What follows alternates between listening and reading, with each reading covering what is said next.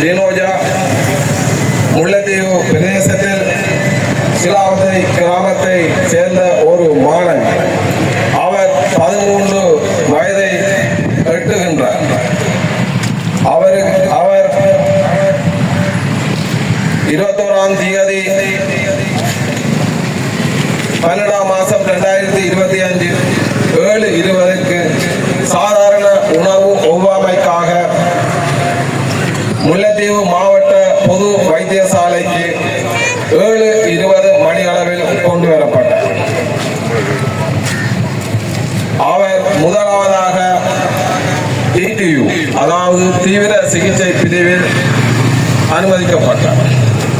அவருக்கு முதற்கட்டமாக ஹைட்ரோகோர்டிசோன், பிரிட்டன் போன்ற மருந்துகள் வழங்கப்பட்டு அவரது சாதாரண ஒவ்வாமை குணமாக்கப்பட்டது.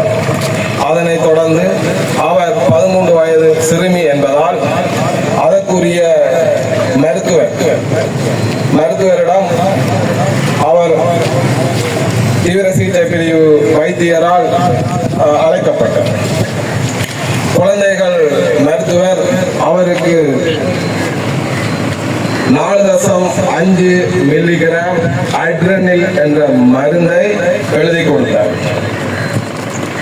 அதனை அந்த நர்ஸ் அதாவது தாதி கேட்டார், நீங்கள் இது நான் ஏற்றலாமா?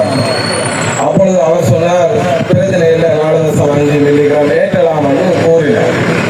தொடர்ந்து அவர் தீவிர சிகிச்சை பிரிவு டாக்டர்களிடமும் கேட்டுள்ளார், இதை ஏற்றலாமா என்று. அவர் கூறினார், பிரச்சனை இல்லை அம்மா சொன்ன, நீங்கள் அதை ஏற்றலாம். அப்ப உண்மையாகவே அந்த அட்ரினலின் மருந்தானது 1 மில்லிகிராம் மருந்துக்கு 9 ml நோமல் சேலனில் ஐதாக்கி அதன் அரைவாசியே பெரியவர்களுக்கு ஏற்ற வேண்டும். ஆனால் இங்கு 4.5 மில்லிகிராம் மருந்தை நேரடியாக வழங்கியதால் 7 நிமிடத்தில் தினோயாவின் உயிர் பறிக்கப்பட்டது. பின்னர் மருத்துவ முறைக்கமைய அந்த இதயங்களை அமர்த்தி அப்படி இப்படி செய்துதான் 10-20 வரைக்கும் அவர் இறந்ததாக பின்னர் கூறப்பட்டது.